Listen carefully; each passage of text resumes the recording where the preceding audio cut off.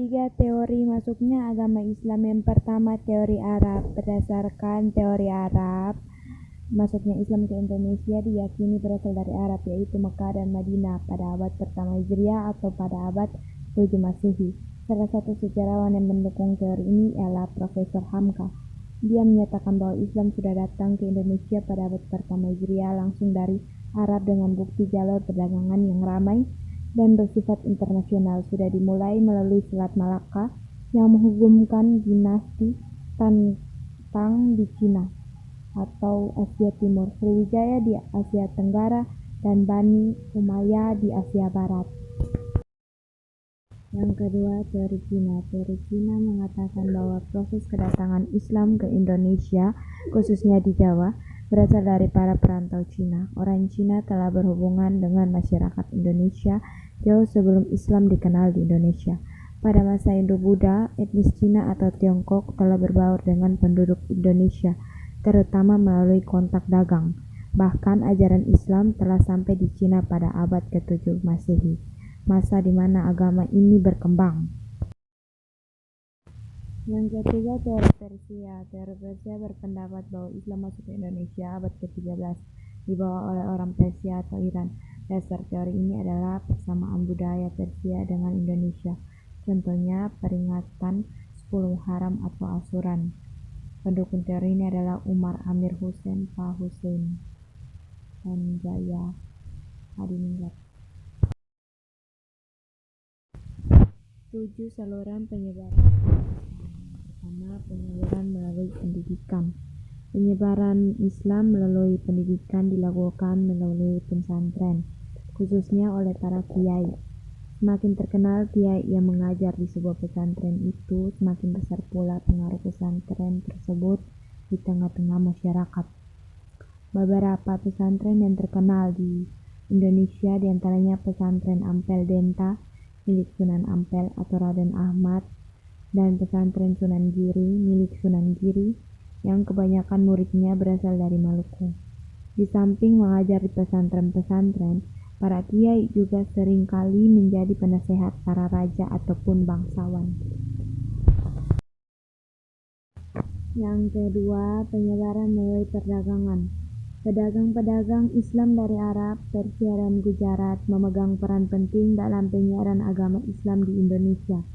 Masuknya Islam ke Indonesia melalui media perdagangan terjadi pada awal yaitu sejalan dengan ramainya lalu lintas perdagangan laut pada abad ke-7 Masehi hingga abad ke-16 Masehi. Yang ketiga, penyebaran melalui kesenian.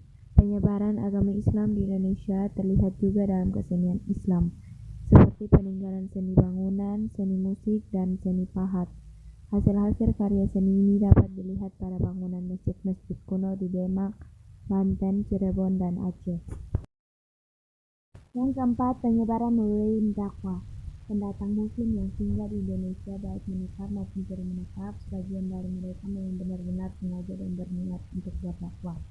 Penyebaran Islam melalui berdakwah bukan hanya dilakukan oleh pendatang dari luar Indonesia, melainkan santri yang mengenyam pendidikan di pesantren dan sudah mumpuni dalam ilmu agama dianjurkan untuk melakukan dakwah dalam menyebar agama Islam. Dan keturunan pedagang Muslim yang menikahi pribumi Indonesia ada memang sengaja digandeng untuk menjadi pendakwah. Yang kelima, penyebaran melalui tasawuf. Penyebaran Islam yang tidak kalah pentingnya ialah melalui tasawuf. Tasawuf ialah ajaran atau cara untuk mendekatkan diri kepada Allah. Tasawuf lebih memudahkan orang yang telah mempunyai dasar keturunan ketuhanan lain untuk mengerti dan menerima ajaran agama Islam. Yang keenam, penyebaran melalui perkawinan. Para pedagang Islam yang datang ke Indonesia banyak yang menikah dengan wanita-wanita pribumi. Sebelum perkawinan berlangsung, wanita-wanita pribumi yang beragama Islam diminta untuk mengucapkan syahadat sebagai tanda menerima Islam sebagai agamanya. Melalui proses perkawinan ini, sekelompok mereka semakin besar dan lambat laun berkembang dari komunitas kecil hingga menjadi kerajaan-kerajaan Islam. Yang ketujuh, penyebaran melalui politik. Seorang raja mempunyai kekuasaan dan pengaruh yang besar dan memegang peran penting dalam proses penyebaran agama Islam tersebut. Jika raja sebuah kerajaan memeluk agama Islam, maka rakyatnya akan memeluk agama Islam juga. Alasannya karena mereka memiliki kepatuhan yang tinggi terhadap rajanya. Demi kepentingan politik, maka raja akan mengadakan perluasan wilayah kerajaan yang diikuti dengan penyebaran agama Islam. Mengapa Islam mudah berkembang di Indonesia? Hal-hal yang menyebabkan Islam mudah berkembang dan diterima oleh masyarakat Indonesia. Yang pertama, syarat masuk agama Islam sangat mudah, yaitu hanya mengucapkan 2 kalimat syahadat. Yang kedua, upacara-upacara peribadatan dalam Islam sangat sederhana. Yang ketiga, ajaran Islam tidak mengenal sistem kasta.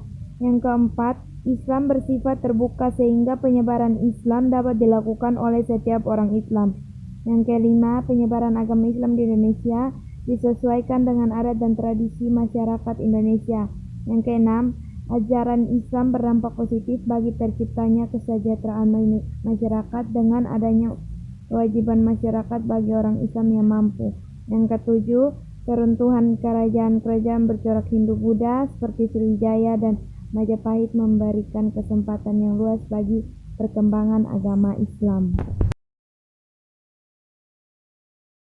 Wali Songo dan anggotanya. Pengertian Wali Songo adalah tokoh Islam yang dihormati di Indonesia, khususnya di Pulau Jawa, karena peran historis mereka dalam penyebaran agama Islam di Indonesia. Wali Songo berasal dari kata wali adalah orang yang dipercaya atau orang yang ditugaskan. Sedangkan kata sanga dalam bahasa Jawa Songo berarti nomor 9. Dengan demikian istilah ini sering diterjemahkan sebagai 9 wali. Adapun nama para wali, yang pertama Sunan Gresik atau Maulana Malik Ibrahim. Maulana Malik Ibrahim adalah keturunan ke-22 dari Nabi Muhammad. Ia diperkirakan lahir di Samarkand di Asia Tengah pada awal abad ke-14. Yang kedua, Sunan Ampel atau Raden Rahmat. Sunan Ampel bernama asli Raden Rahmat, keturunan ke-22 dari Nabi Muhammad. Menurut riwayat, ia adalah putra Ibrahim Zainul Akbar.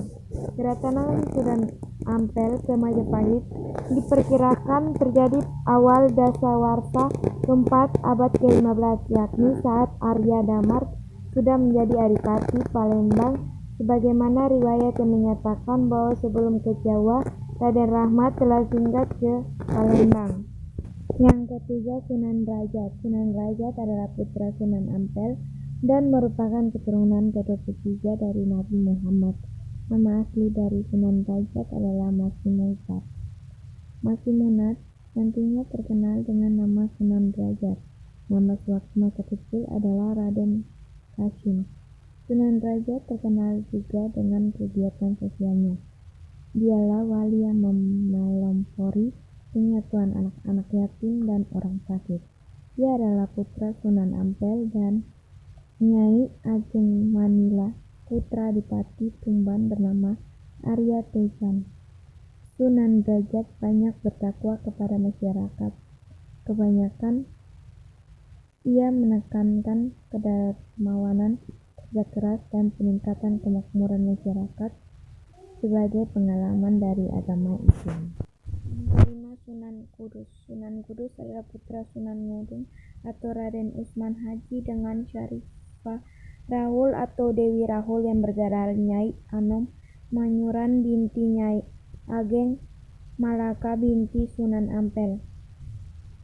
Di antara yang pernah menjadi muridnya ialah Sunan Prawoto, penguasa Demak, dan Arya Penangsang, Adipati Jipan Panolan. Salah satu peninggalannya yang terkenal ialah Masjid Menara Kudus, yang arsitekturnya bergaya campuran Hindu dan Islam. Sunan Kudus diperkirakan wafat pada tahun 1550. Yang keenam, Sunan Giri. Sunan Giri adalah putra Maulana Ishak. Sunan Giri adalah keturunan ke-23 dari Nabi Muhammad, merupakan murid dari Sunan Ampel dan saudara seperguruan dari Sunan Bonang. Ia mendirikan pemerintah mandiri di Girikadaton, Gresik, yang selanjutnya berperan sebagai pusat dakwah Islam di wilayah Jawa dan Indonesia Timur, bahkan sampai ke Kepulauan Maluku. Yang ketujuh, Sunan Kalijaga. Sunan Kalijaga adalah putra Adipati Tuban yang bernama Temenggung, Wali Tikta atau Raden Sahur atau Syahid Ahmad bin Mansur atau Syekh Subakir. Ia adalah murid Sunan Bonang. Sunan Kalijaga menggunakan kesenian dan kebudayaan sebagai sarana untuk berdakwah, antara lain kesenian wayang kulit dan tembang suluk. Tembak suluk, kelilir, dan gundul-gundul pacul umumnya dianggap sebagai hasil karyanya. Dalam satu riwayat, Sunan Kalijaga disebutkan menikah dengan Dewi Saro binti Maulana Ishak, menikahi juga Syarifah Zainab binti Syekh Siti Zenar dan Ratu Kano Kediri binti Raja Kediri. Yang ke-8, Sunan Muria atau Raden Umar Said. Sunan Muria atau Raden Umar Said adalah putra Sunan Kalijaga. Ia adalah putra dari Sunan Kalijaga dan istrinya yang bernama Dewi Sara binti Maulana Ishak. Sunan Muria menikah dengan Dewi Sujina, putri Sunan Ngundung. Jadi Sunan Muria adalah adik ipar dari Sunan Kudus. Yang ke-9, Sunan Gunung Jati atau Syarif Hidayatullah.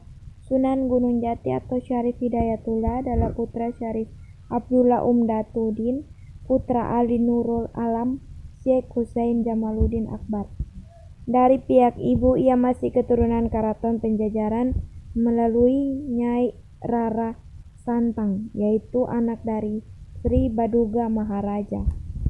Sunan Gunung Jati mengembangkan Cirebon sebagai pusat dakwah dan pemerintahnya, yang sudahnya kemudian menjadi Kesultanan Cirebon.